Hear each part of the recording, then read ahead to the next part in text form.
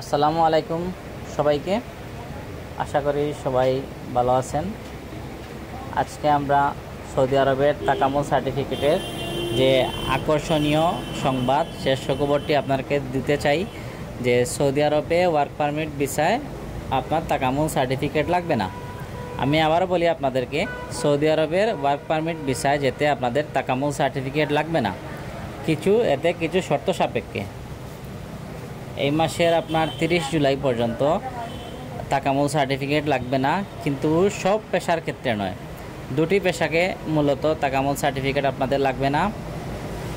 দুটি পেশার মধ্যে একটি হলো আপনার লোড আনলোড এবং আরেকটি হলো আপনার অফিস ফ্যাসিলিটি এবং ক্লিনিং। লোড আনলোড ও অফিস ফ্যাসিলিটি অ্যান্ড ক্লিনার এই দুই পেশায় কিন্তু আপনাদের তাকামুল সার্টিফিকেট লাগবে না।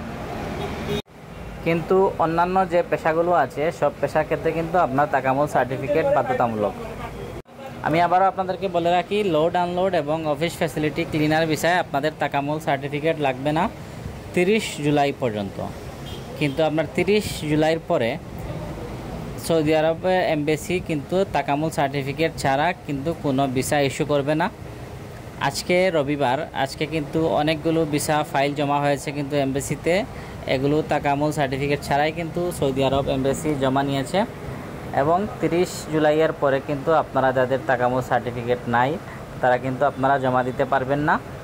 এটা শুধু 30 জুলাই পর্যন্ত আপনার অফিস ফ্যাসিলিটি ক্লিনার এবং লোড আনলোড এই দুই পেশার ক্ষেত্রে কিন্তু প্রযোজ্য হবে।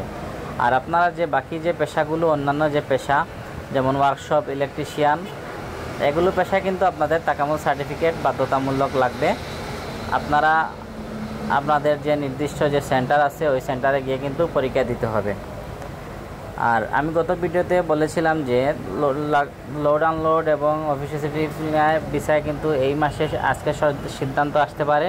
এবং আজকে যে সিদ্ধান্ত আসছে, সিদ্ধান্ত অনুযায়ী আসলে আমাদের সবারই কিন্তু আশানুরূপ একটি সিদ্ধান্ত আসছে। এটা কিন্তু আমরা চেয়েছিলাম অনেক দিন থেকে যে কিছুদিন সময় দেওয়া হোক আমাদেরকে, যাতে লোড আনলোড এবং অফিস ফ্যাসিলিটি ক্লিনার বিষয়ে আমরা যারা যাচ্ছি কিন্তু তাদের তাকামুল সার্টিফিকেট যাতে না লাগে।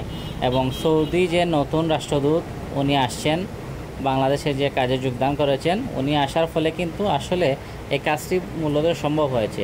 আমরা অবশ্যই ওনাকে একটি ধন্যবাদ, উনি প্রাপ্য।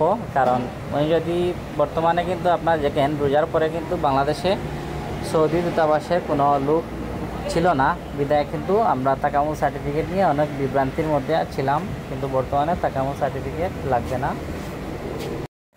আর আপনারা যারা এখনও কিন্তু ফাইল জমা দেন নাই, ফাইলগুলো প্রসেসিং করুন। প্রসেসিং করার পরে খুব দ্রুত এই মাসের ভিতরেই চেষ্টা করবেন যে এমবেসিতে ফাইলগুলো জমা দেওয়ার, যাতে করে আপনাদেরও কিন্তু তাকামুলের যে ঝামেলাটা, এই ঝামেলাটা কিন্তু লাগবে না।